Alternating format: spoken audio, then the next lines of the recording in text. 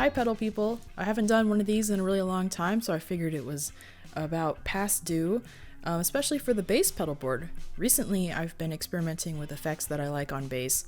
Usually I've just used overdrive and a compressor. That's all I've really needed so far, but I've been kind of branching out because I've been playing bass more frequently, and so I wanted to kind of experiment with some effects and build a board that would be fun to play on bass and cover all my bases, basically. So yeah, this is what the board looks like. I'm mostly only using this for recording, so this is not for live situations. I'd probably pare it down quite a bit for that, depending on what kind of things I were playing, but yeah, this is for recording and having fun at home. Usually I'm just recording straight from the sansamp running into my interface and then my computer, which I'm running Garageband, and I'll either record the direct sound or use an amp sim within Garageband, depending on the kind of sounds I need and what the song calls for. So yeah, now we can talk about the pedals. So the first pedal in my chain is the Boss Blues Driver, which is one of my absolute favorite overdrives on guitar, so I'm just really happy it sounds cool on bass too. I actually have two blues drivers. This one is obviously dedicated for the bass board, and what's kind of funny is it sounds pretty different actually from my other blues driver. It retains a lot more low end and doesn't have such a harsh, kind of fizzy high end, which is funny that it worked out that way. Usually I like to use the blues driver just at a lowish gain setting for a little bit of grit when I really dig in. I would say maybe 95% of the time I'm playing with a pick, just because that's the sound that I kind of prefer out of bass, and also most of the music I play is played with a pick on bass, so that's where we're at. But the blues driver is cool because it's really dynamic how you can set it up where playing softly you don't get any drive, and then when you dig in you can really feel the compression and the drive kick in, which I just think is a neat sound. So yeah, if you're looking for something that's a little different on bass and that works great on guitar too, I highly recommend the blues driver. It's been a staple usually in my bass recordings, and sounds really cool.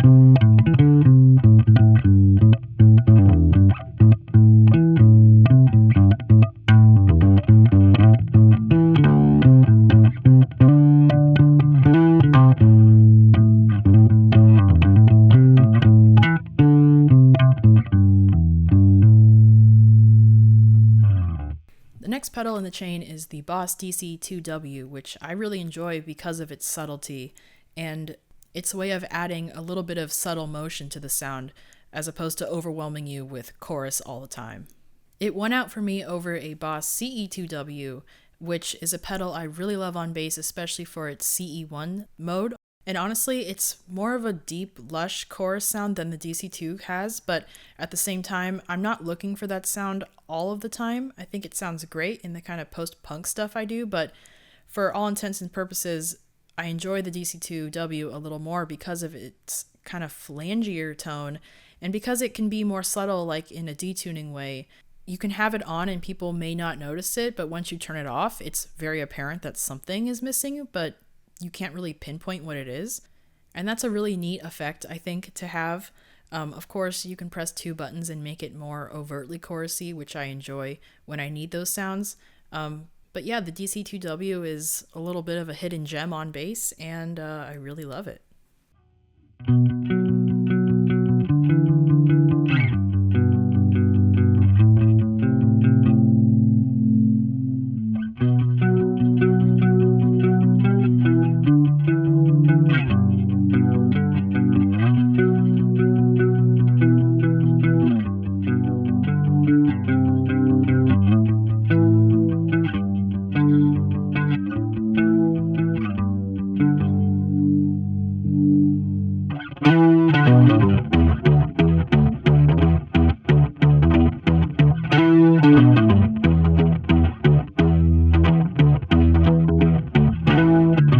The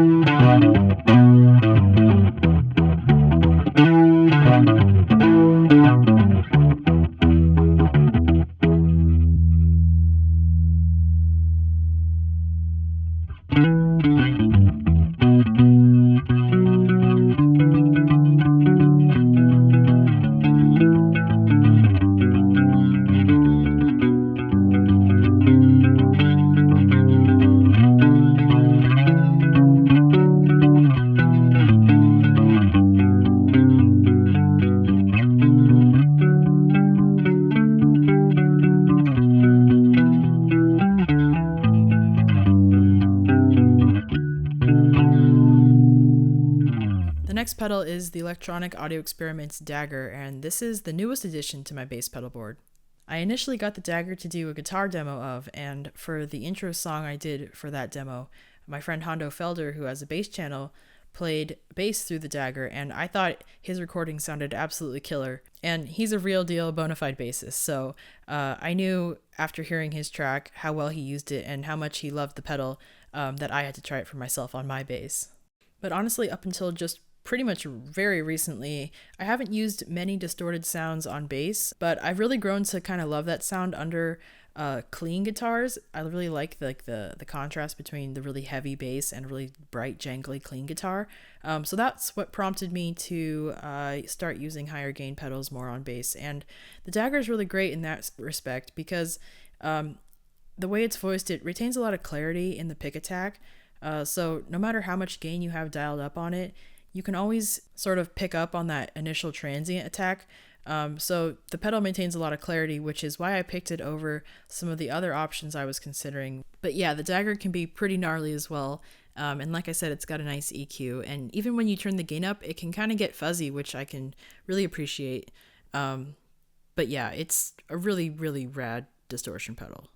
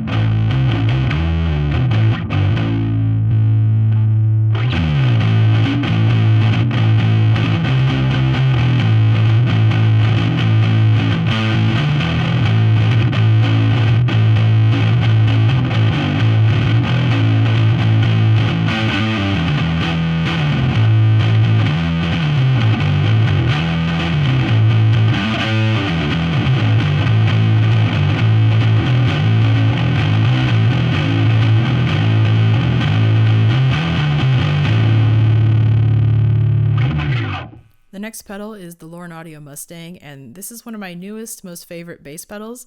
Maybe not just even bass pedals, just pedals in general. It's got such a unique sound to it, really nails the console kind of vibe. And when I think in my head about what a really cool solo kind of bass tone sounds like, this pedal does exactly that kind of sound.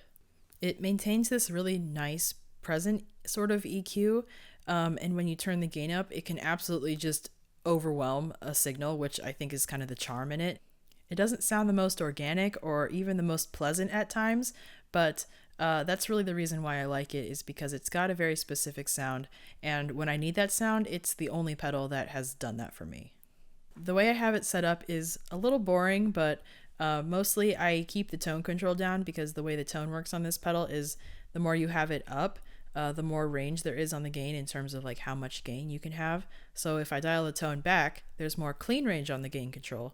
And the way I set it is tone back, and then I push the gain up just right until it's on that edge between clean and breakup. So when I play with a pick and I kind of mute the string, it'll be clean. And then when I really dig in, I get some of that gnarly console breakup. It's not a sound I'd use all the time. It certainly has its place, and it can sound out of place if used in the wrong context. But again, like I said, when I think of like a cool bass sound in my head, this is the kind of sound that comes to mind.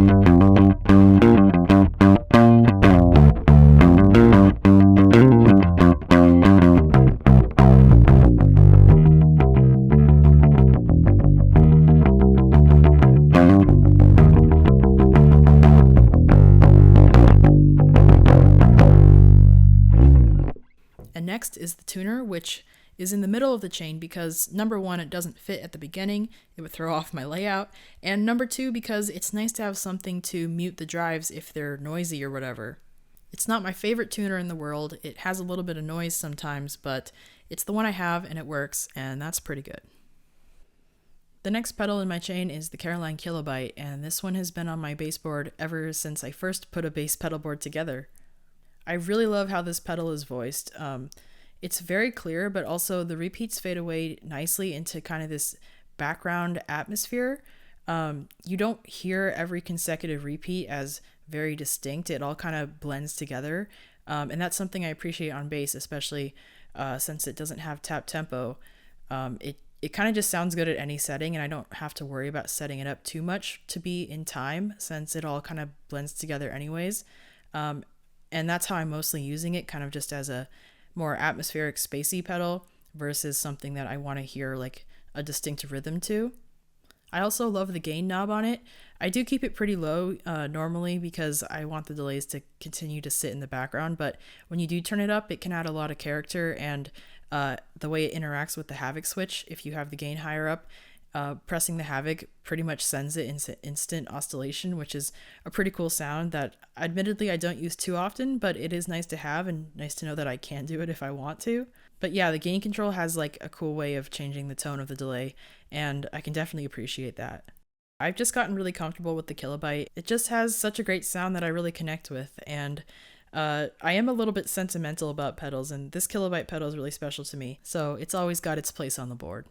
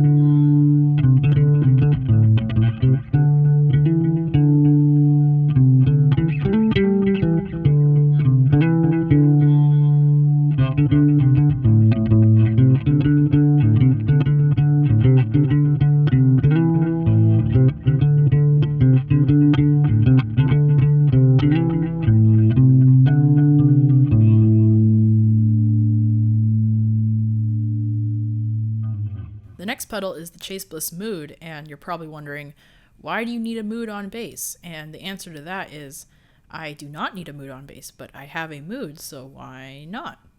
I honestly can't really tell you how it works.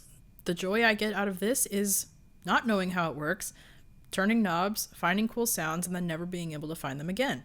I can honestly just spend a couple hours getting lost playing bass with this pedal on, just fiddling around doing absolutely nothing productive, and that is so fun. So that's why it's on the board. I don't have a specific way I use it because it's just, constantly changing settings depending on what I'm messing around with, but it can do a pretty typical reverb, which is nice if I ever need that.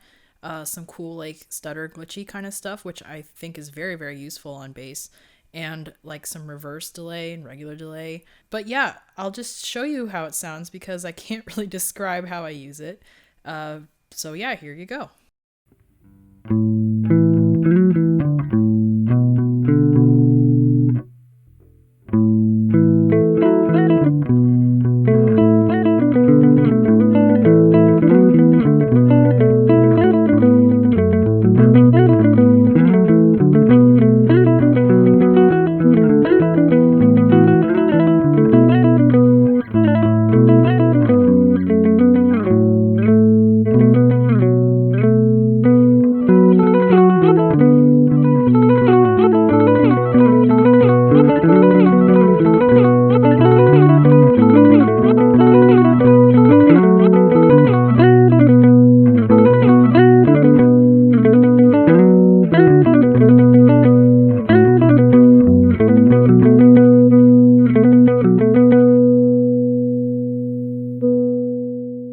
And last in the chain is the Tech 21 Bass Driver DI, which is a pedal that I only recently got in the last year, but it's really rounded out my board and kind of just made it a ton easier for me to record.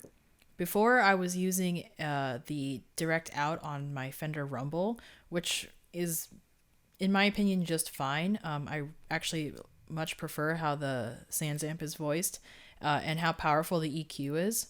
I love that you can blend in a bit of the drive. I have some of it blended in, not noticeable enough to be like overdriven, but again, just to add a little more color. Although I don't leave it on all the time, it's more of a case-by-case basis depending on what sound I need for recordings, and it's been super useful in that kind of context. And honestly, I can't really wait to play bass live, which is something I'm hoping to do in the near future, because I think this pedal is going to come in super handy.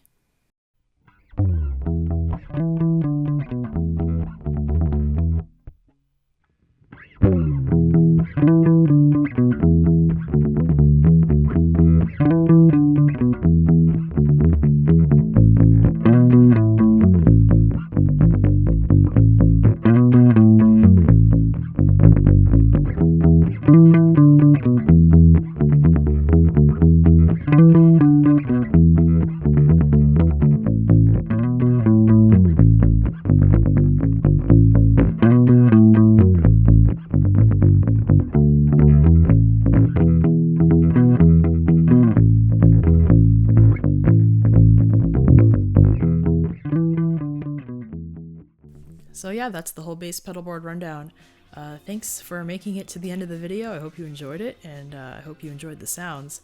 I'm planning to do a guitar board rundown sometime in the near future. Don't know exactly when, but it will be the near-ish future. But until then, thank you guys again so much for watching, and we'll catch you next time.